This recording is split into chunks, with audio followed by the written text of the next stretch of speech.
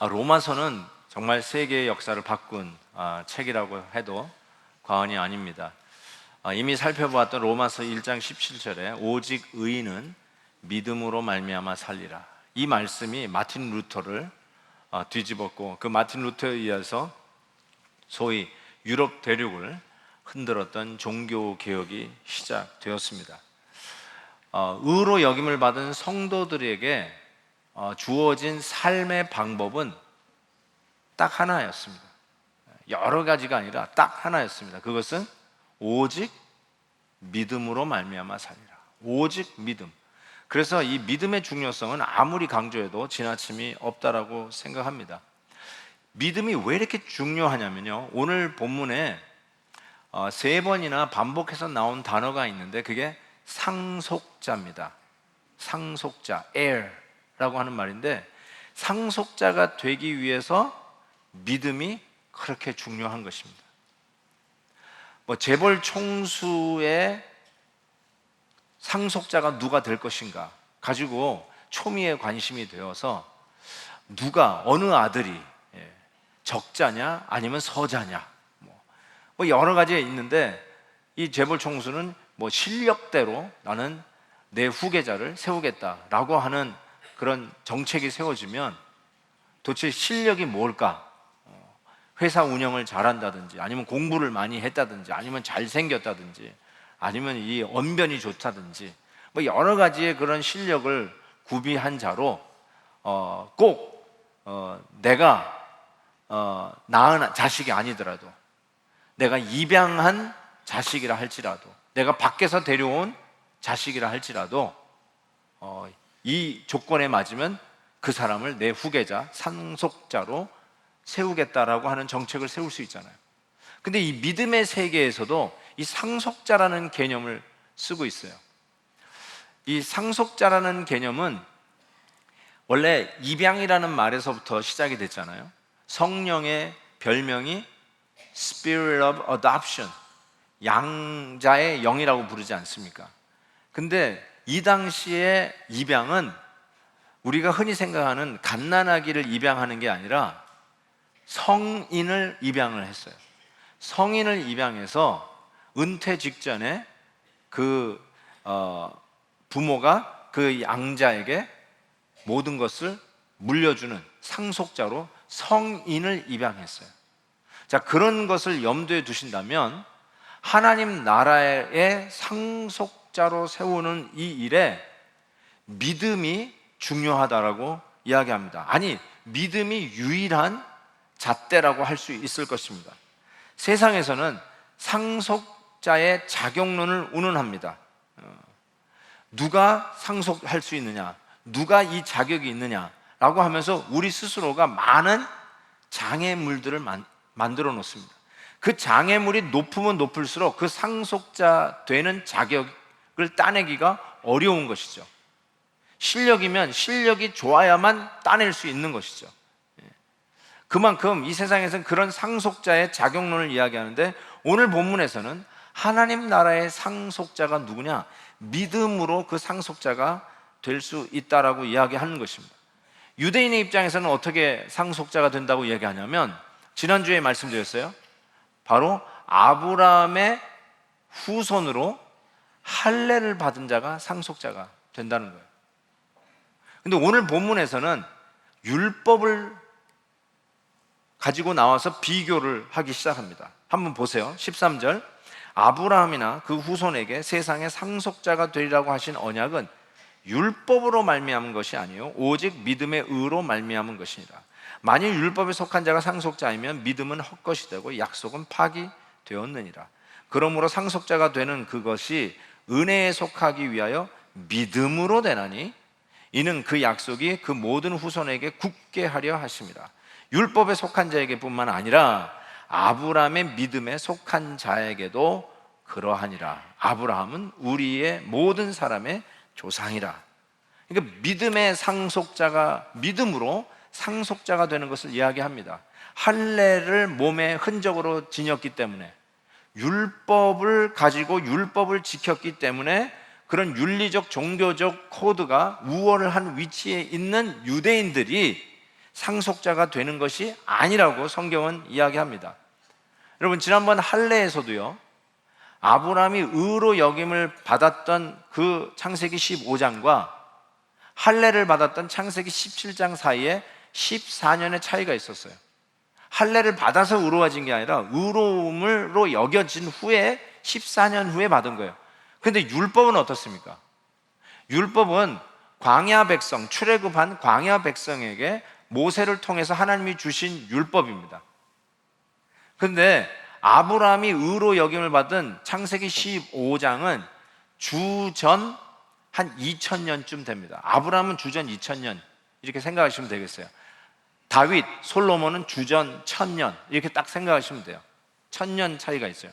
근데 이 출애굽이 딱 그 사이에 끼어 있어요. 주전 1450년 이 정도 생각하시면 되겠어요. 정확하게 얘기하면 430년의 차이가 있어요. 아브라함이 의로 여김을 받았던 창세기 15장과 율법을 받은 출애굽 사이에 430년의 차이가 있어요. 그러니 율법을 받았다고 할례를 행했다고 의로워진 게 아니다. 14년 전에, 아니 이제는 율법과 비교할 때는 430년 전에 의로 여김을 받았다. 즉 믿음으로 의로 여김을 받았으니 상속자가 될 자가 누구냐? 믿음으로 상속자가 된다는 것을 지금 바울이 바로 오늘 본문에서 피력하고 있는 것입니다. 자, 여기 실은 이 존 스타트 목사님의 그 로마서 주석에 보면 믿음과 율법은 이 성질이 달라서 이게 비교도 가능하지 않다라고 하는 이야기를 하고 있습니다. 율법의 언어는 순종을 요구한다면 약속의 언어는 믿음을 요구하기 때문이다 라고 이야기를 합니다.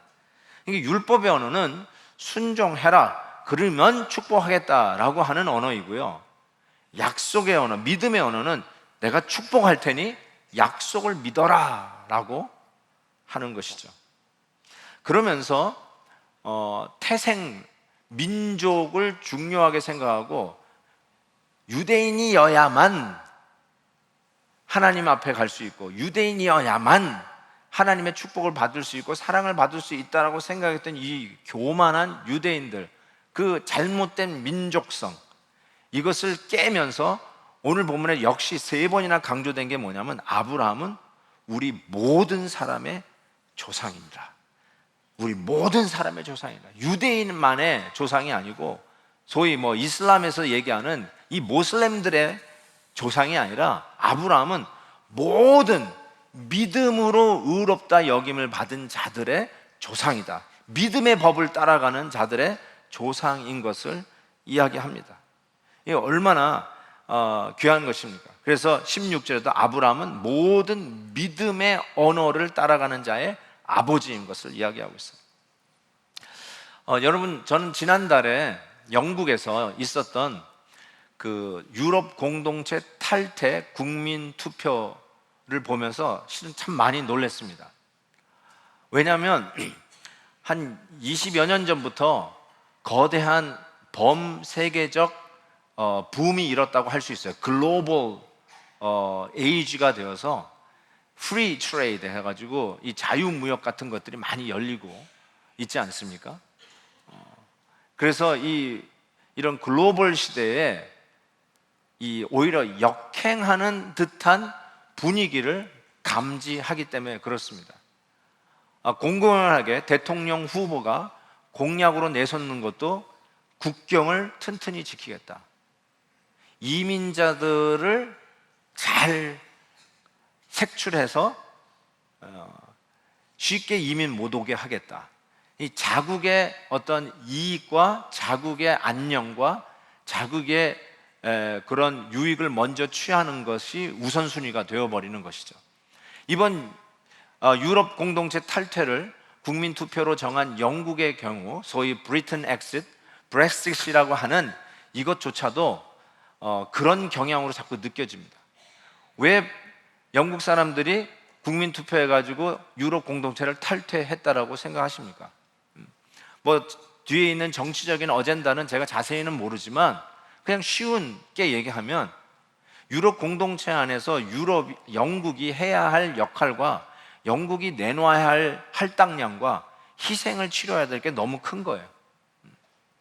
특별히 시리아 난민들 문제가 표면화되면서 유럽 공동체가 이 시리아 난민들을 책임져야 한다라고 하지만 시리아 난민을 세계가 유엔이 유럽 공동체가 해결할 길이 없지 않습니까, 여러분? 시리아 난민 사건이 지금 몇 년 됩니까? 우리가 이 일을 위해서 헌금한 지도 2년이 다 돼간 것 같습니다. 해결할 기미가 보이지 않습니다.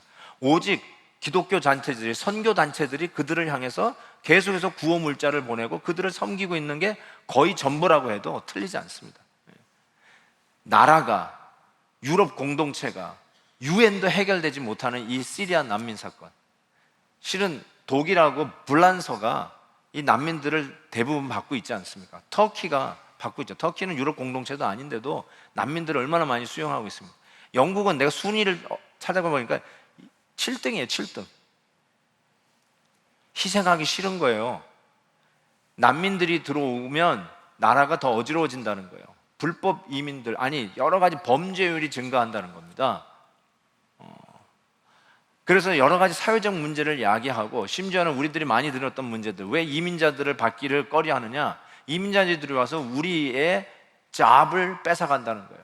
우리가 해야 할 일들을 이민자들이 값싼 노동력을 가져와서 하는 바람에 우리는 잡을 잃어버렸다라고 이야기를 하니까 우리 백성들, 우리들 것, 우리의 유익 먼저 챙기고자 하는 이 희한한 보수적이라고 그래야 되나, 이런 말을, 이상한 이 멘탈리티가 이 글로벌 시대에 역행하는 일들이 일어나고 있다는 사실이죠. 저는 이거 굉장히 심각하게 봅니다. 왜냐하면 정치적인 어젠다는 제가 잘 모르지만 하나님의 나라와 예수 그리스도의 복음을 민족을 넘어 전해야 하는 선교적 관점에서 봤을 땐 이거는 전혀 유익이 되지 않습니다. 하나님 나라에 이게 역행하는 일이요, 복음을 증거하는 이 세계 선교에 역행하는 일이라고 생각하기 때문에 그렇습니다.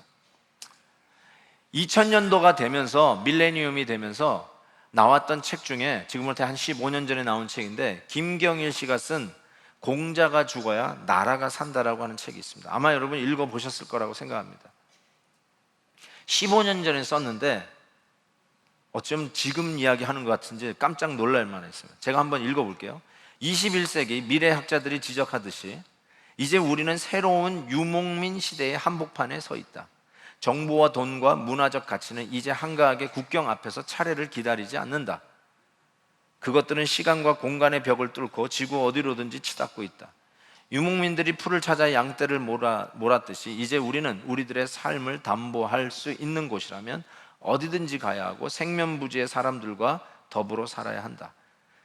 그런 지금 한가하게 그들을 향해 박수를 칠 시간이 어디 있는가? 나는 나로 살고 싶다, 사람이 되고 싶다. 하지만 쉬운 일이 아니면 누구보다 잘 알고 있다. 중략. 대원군이 문 닫던 문은 결국 포용과 함께 깨졌다. 이제 범세계화 시대, 글로벌 에이지로 들어서고 있는 오늘, 우리가 다시 폐쇄적 민족주의로 해답을 적어낸다면 몇 장의 개량 한복과 김치 몇 포기는 더 팔 수 있을지 몰라도 더 많은 수의 사람들은 헤어나기 힘든 함정에 빠지게 될지도 모른다. 이제 21세기의 열차는 빠르게 달리고 있다. 한번 탈락하면 다시는 올라탈 수 없을지도 모른다. 개방이 없으면 개인도 사회도 국가도 죽어버리고 만다. 영국이, 여보세요, 15년 전에 쓴 책인데, 영국이 영어의 주도권을 미국에 넘겨주고 만 이유 역시 거만한 우월의식과 폐쇄성 때문이었다. 그래서 유로 공동체에 들어갔음에도 불구하고 파운드, 자기 나라의 돈, 화폐 단위를 지키고 있었죠. 결국은 탈퇴를 선언하죠. 이 참 희한한 얘기예요. 여러분, 공자가 죽어야 나라가 산다. 나는 이 책 전부 다 동의하지는 않습니다. 근데 그냥 선교적 차원에서 이 책을 이렇게 보게 되니까 이게 맞아 떨어지는 말들이 얼마나 많은지 몰라요. 무엇이 죽어야, 여러분은 뭐가 죽어야 세계 선교가 살고 하나님의 나라가 설 수 있을까요? 우리 안에 뭐가 죽어야 복음이, 우리 안에 갇혀져 있던 이 복음이 그 벽을 뛰어넘을 수 있을까요? 우리 안에 뭐가 죽어야 베델 한인교회가 선교하는 교회로 더 도약할 수 있을까요? 여러분 안에 뭐가 죽어야 하나님의 복음이 복음될까요? 한번 생각해 보세요. 저는 오늘 말씀을 묵상하는 가운데 더 강렬하게 오는 것이, 베델 한인교회 한인은 떼야 되겠구나 또 생각하겠어요. 우리 교회 40주년을 맞이하면서 참 우리 교회 주신 하나님의 복이 참 크다. 40년 전에는 한인이란 말을 붙여야 됐어요. 한인이 별로 없었어요. 그래서 우리 한인끼리라도 같은 문화와 같은 언어를 소유한 우리끼리라도 모여서 하나님을 예배하는 그 모임은 너무너무나 중요했어요.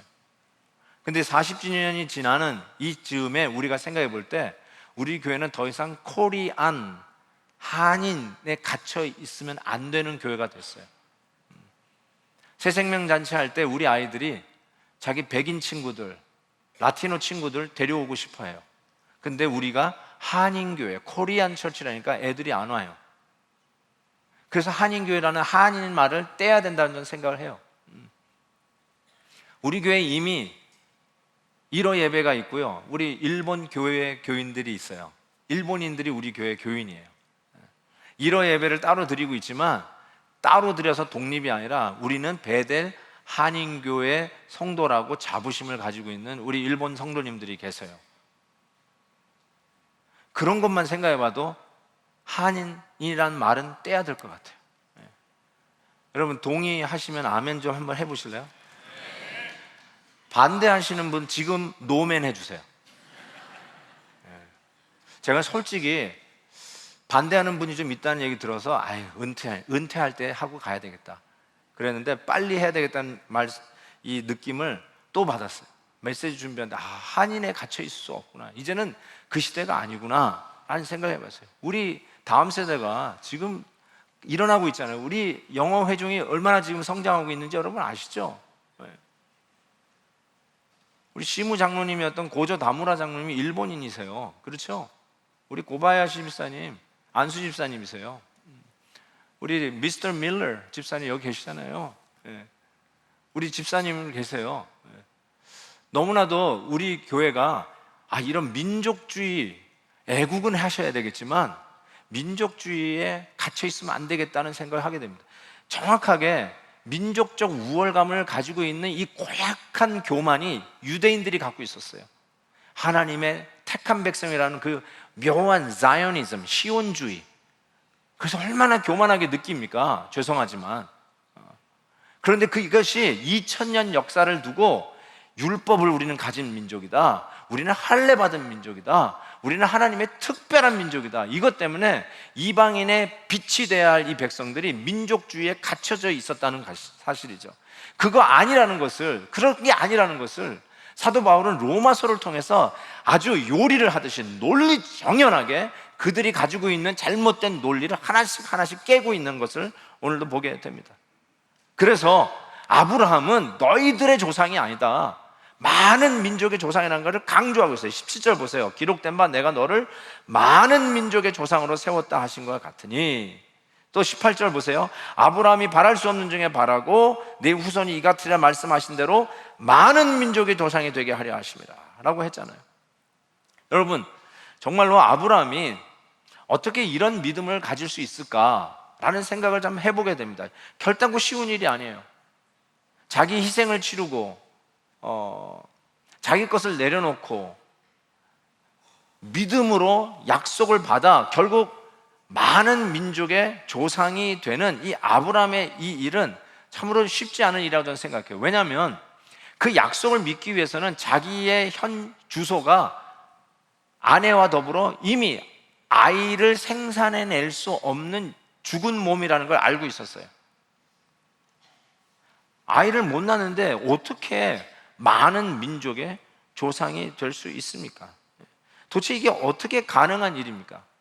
그런데 그가 이럴 수 있었던 두 가지 이유를 성경은 밝히고 있는데 17절 보니까 그가 믿은 바 하나님은 죽은 자를 살리시며 없는 것을 있는 것으로 부르시느니, 즉 하나님은 어떤 하나님이냐면 없는 것을 있는 것으로, 죽은 것을 살리는 하나님인 것을 믿었어요.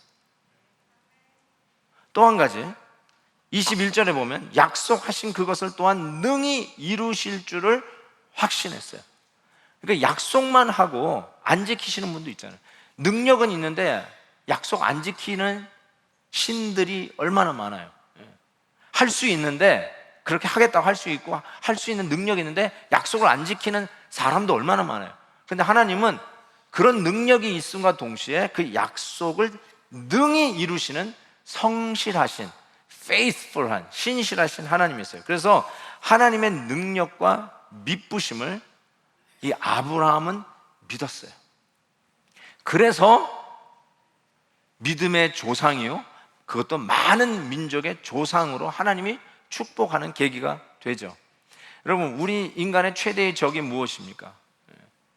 공허하고 외롭고, 그리고 마지막 원수는 사망이다, 죽음이라고 성경은 이야기합니다. 모든 난공불락의 인생의 적들을 다 공격하여 점령했다 할지라도 우리가 마지막으로 점령해야 할 원수는 사망이에요. 근데 이 사망 앞에서 우리는 다 꺾이죠, 실은.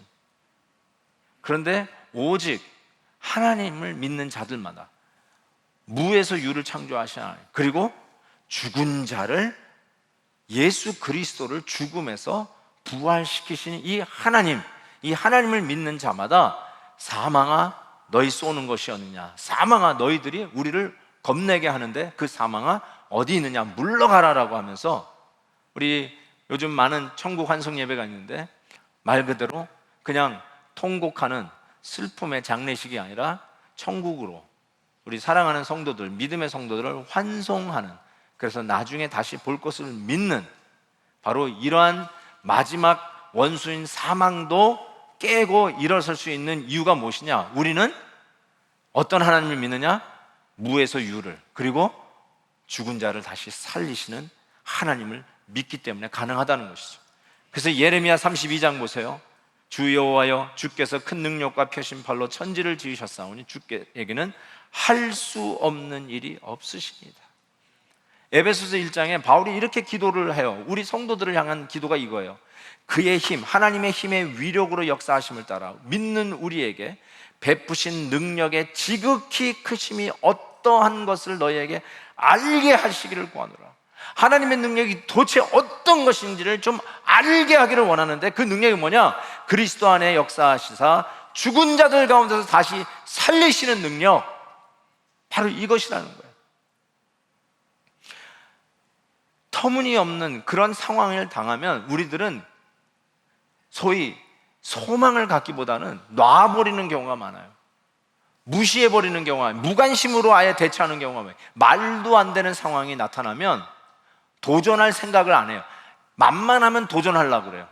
요건 내가 해볼만 하면은 한번 열심히 노력도 해요. 그런데 너무 터무니없는 일을 당하면 포기하고 아예 손을 놔버리고, 더 나아가서 무관심, ignore, 무시해버려요. 아브라함이요, 자기를 보면 죽음이에요. 아무리 생각해봐요. 내 몸을 봐도 죽음, 아내를 봐도 죽음, 불가능, 안 돼요, 절망이에요, 끝이에요. 될성잎은 떡잎부터 알아본다는데 될 수가 없어요. 시도도 하지 말아야 돼요. 그냥 무시해버려야 돼요. 없는 것으로 생각해야 돼요. 기대도 하지 말아야 돼요. 그런 상황이에요. 그런데 믿음이라는 게 뭐냐면 자기에서부터 시선을 떼어 없는 것을 있는 것으로, 죽은 자를 살리시는 하나님에게로 시선을 다시 고정하는 게 믿음이라는 것이에요. 아브라함이 정확하게 그 일을 했어요. 제가 한번 이런 예를 든 적이 있죠. 자동차를 운전할 때 비가 오면 앞에 유리에 떨어지는 빗물을 닦아내는 와이퍼를 켜게 돼 있어요. 이 와이퍼를 당연히 켜야 되죠. 그래서 자동차에는 와이퍼가 어쩌면 필수예요. 맞아요, 여러분. 우리에게 와이퍼가 있어야 돼요. 그 닦는 유리 닦는 게 있어야 되죠. 근데 우리는 때로는 그 유리 닦는 와이퍼의 질을 가지고 기재기 하는 속에서, 야, 나는 플라스틱이야. 그래, 나는 금이야. 나는 뭐 거기다 다이아를 박았어. 그러면서 그거 가지고 자랑하는 사람들이 얼마나 많은지 몰라요. 편리를 위해서 우리가 그런 것을 가져야 되는 건 맞아요. 예. 아이들 교육도 시켜야 되고요. 집도 가능하면 좋은 학군에 집이 있으면 좋겠어요. 그래서 이사도 해야 되고요. 자녀 교육을 위해서 어떤 가정은 기러기 가정이 되는 그런 아픔을 감수하면서도 자녀 교육을 위해서 희생하는 가정도 있어요. 자동차도 필요하니까 자동차도 사야 돼요. 당연히 필요하니까 사야 되죠. 그건 어쩌면 비 내리는 걸 위해서 닦아야 하는 와이퍼와 같아요. 그런데 여러분, 그 와이퍼는 그거 보고 자랑하라고 있는 게 아니에요. 만약에 그 와이퍼 가지고 닦는 그 유리 닦는 거 가지고 자랑하면 그거 보면서 야 나는 금으로 만든 와이퍼야, 야 신난다, 야 다이아까지 박아서 야 똥똥 이러고 나면은 운전을 못하고 들이박아요. 사고 나게 돼 있어요. 그거 가지고 하는 게 아니에요. 사람들은 그거 가지고 키를 재요. 그것이 수많은 우리의 키를 넘겨요. 우리 앞에 넘어야 할 장애물이 자꾸 쌓이는 것 같아요. 그런데 우리는 거기서부터 시선을 떼요. 와이퍼 보지 마세요. 필요하지만 보지 마시고 앞을 향해서 내다봐야 하듯이 우리의 상황, 우리의 가진 것, 우리의 여건을 보면 죽음이에요. 불가능이에요. 절망이에요. 안 되는 일이에요. 그렇지만 우리의 시선을 떼어서 없는 것을 있는 것처럼 죽은 자를 날 살리시는 하나님 앞에 시선을 고정하면 우리는 믿음의 드라이브를 계속해 나갈 수 있으리라고 믿습니다. 아브라함이 절대적으로 그 일을 한 거죠. 그래서 히브리서 11장 11절에도 믿음으로 사라 자신도 나이가 많아 단산하였으나 잉태할 수 있는 힘을 얻었으니 이는 약속하신 이를 미쁘신 줄 알았습니다. 아멘. 아멘. 제가 지난 한인세계 선교대에 여러분 참석 같이 하셨잖아요. 그때 간증자로 나왔던 선교사님이 기억이 나요. 키가 한 6풋 정도 돼 보이는 아주 헌칠한 키로 이렇게 저벅저벅 걸어 나오셨어요. 어휴, 키가 크시네. 그리고 딱 서서 말씀을 시작하는데 약간 이상하다는 걸 느꼈어요. 아, 정상이 아니시구나. 금방 알았어요. 저도 뇌성마비 가진 목사님하고 같이 일을 해봐서 아는데 아, 뇌성마비를 가진 분이라는 걸 단박에 알았어요. 그런데 말을 청산유수 같이 하는 거예요. 뇌성마비 환자는 말을 못하는 거 아시죠? 이렇게 나오잖아요. 송명희 시인이 뇌성마비 환자잖아요. 말이 안 되는 거예요. 근데 이 말이 술술 나오시는데 그분의 간증이 얼마나 감동적이었는지 몰라요. 자기는 정상인으로 태어났는데 3살 때 뇌염 주사를 잘못 맞아가지고 그 열이 올라서 그 열을 빨리 알코올로 씻어 내려야 되는데 그 부작용으로 뇌성마비 1급 판단정을 받았습니다. 1급이란 말은 몸을 가누지 못하고 몸을 자기가 구르지도 못하고 앉아 있을 수 없는 상태를 1급이라고 합니다. 그렇게 어린 시절을 보내게 되는데 To make the story short, 하나님이 그에게 특별한 은사를 주셨어요. IQ가 150이에요. 그래서 한번 읽으면 잊어버리지 않는데요. 다 기억하는 거예요. 그래서 부모님이 그거를 알아가지고 이 아이를 장애인 학교에 보내는 게 아니라 정상인 학교, 레귤러 학교를 보내려고 하는데 학교에서 거절을 하는 거예요. 초등학교 이제 보내야 되는데 거절하는 거예요. 하정사정 해가지고 한 달을 보류하면서 한 달을 동안 한번 보자 해가지고 학교를 하는데 앉아 있을 수가 없잖아요. 그래가지고 어머니가 얘를 업어 날아가지고 학교 그 의자에 앉혀가지고는 밧줄로 묶어요. 넘어지지 않게 밧줄로 묶어가는데 1교시부터 마지막 퇴교할 때까지 묶여 있는 거예요. 아무것도 못하고 몸을 가눌 수가 없으니까 그러고 지내는 거예요. 그런데 여러분 아까도 그 IQ가 150이니까 시험만 보면 1등이에요. 그러니까 이 어린 아이들도 잔인한 세계예요. 아이들이 순진하다고요? 아니에요. 이 아이들이 이 선교사님을 그 어렸을 때 왕따를 시키는 거예요. 그러면서 욕을 합니다. 어떻게 욕을 할까요? 이 병신 하면서 병신이 우리가 해야 할 1등을 지가 다 1등 한다고. 그러면서 얘를 학대하기 시작해요. 다행히 그 중에 한 학생이 친구가 이 아이를 지켜줍니다. 그러면서 업어주고 또 제일 힘든 게 화장실 가는 거였대요. 못 가잖아요.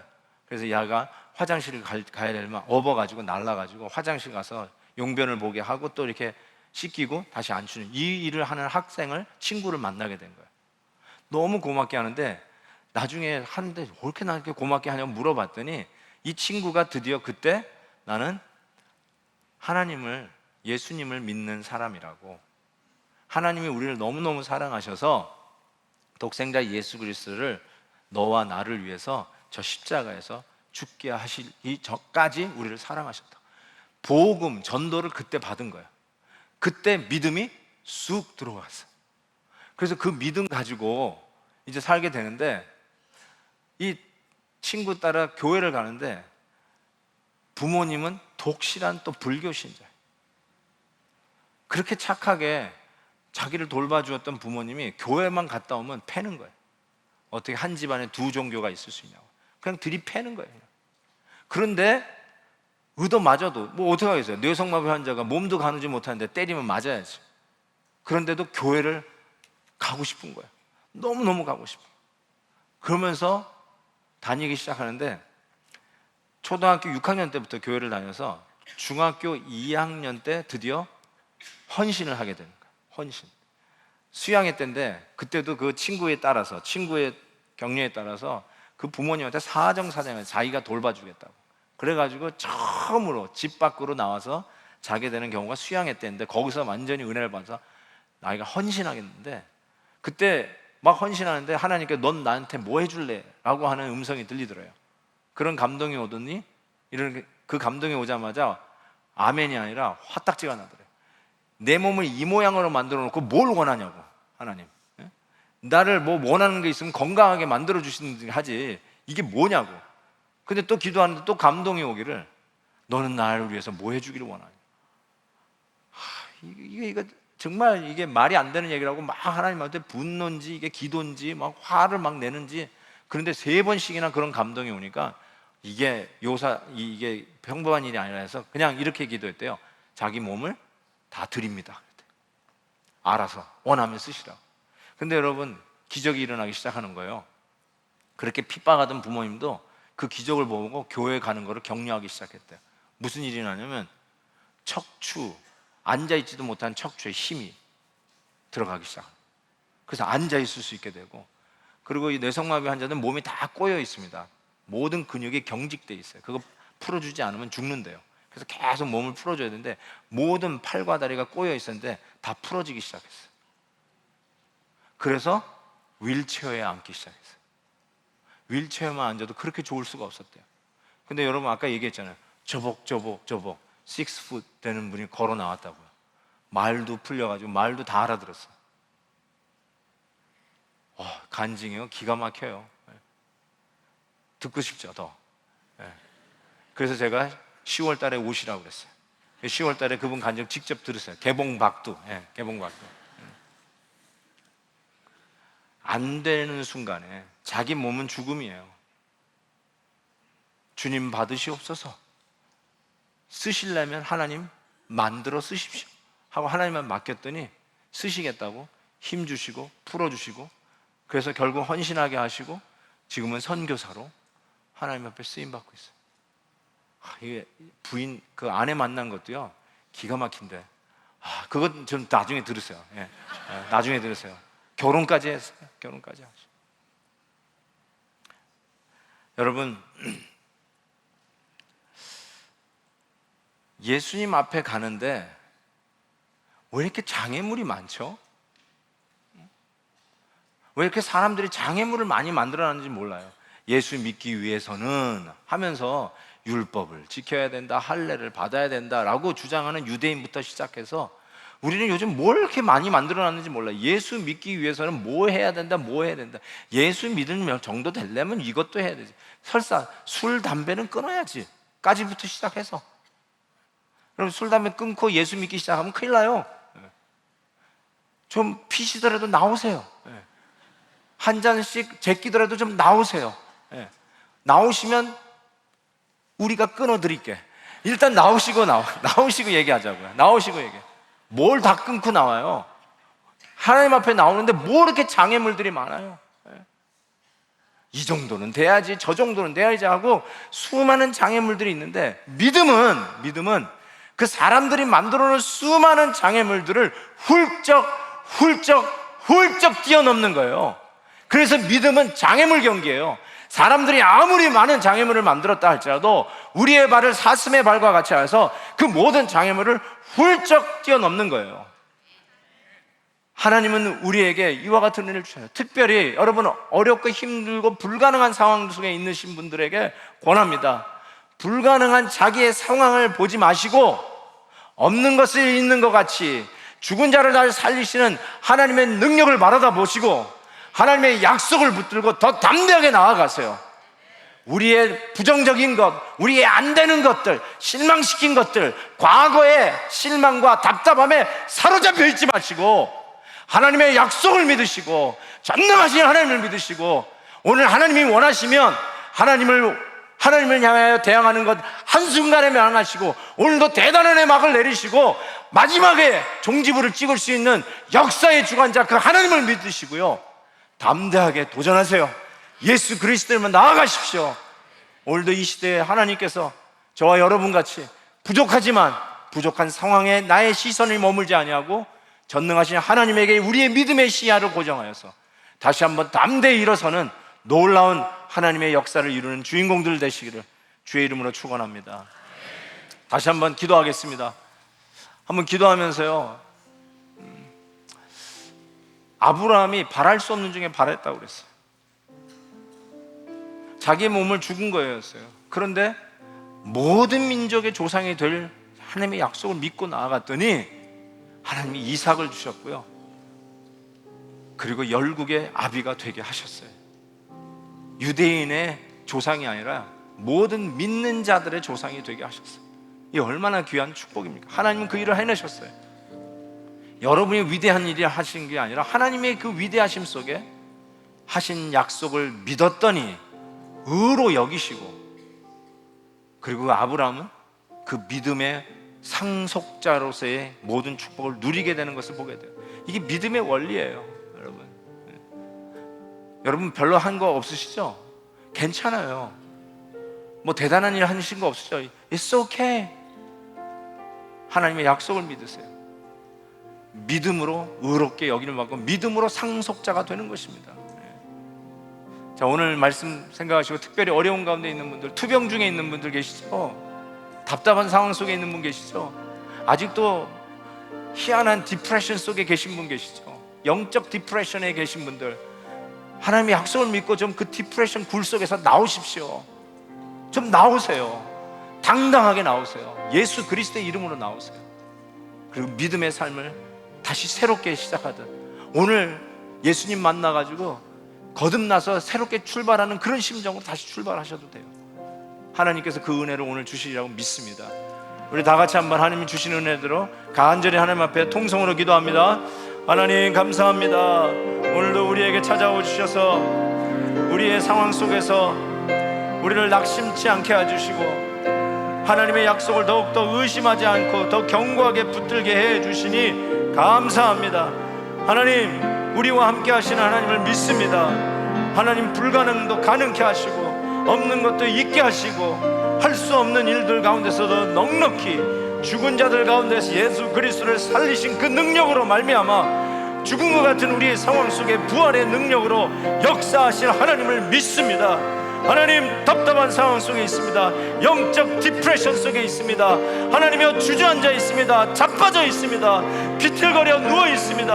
아버지 하나님이여, 뇌성마비 1급 환자였던 하나님이 이 선교사님도 힘주시고 일으켜주셔서 당당하게 하나님의 사역을 맡드는 자로 일으켜주신 것처럼, 오 하나님 아버지, 이 시간 간절히 기도합니다.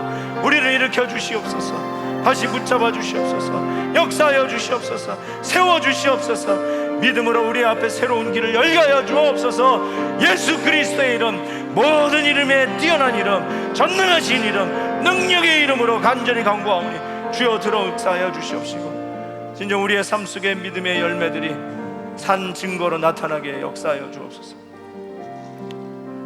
예수 그리스도의 이름으로 간절히 기도하옵나이다. 아멘.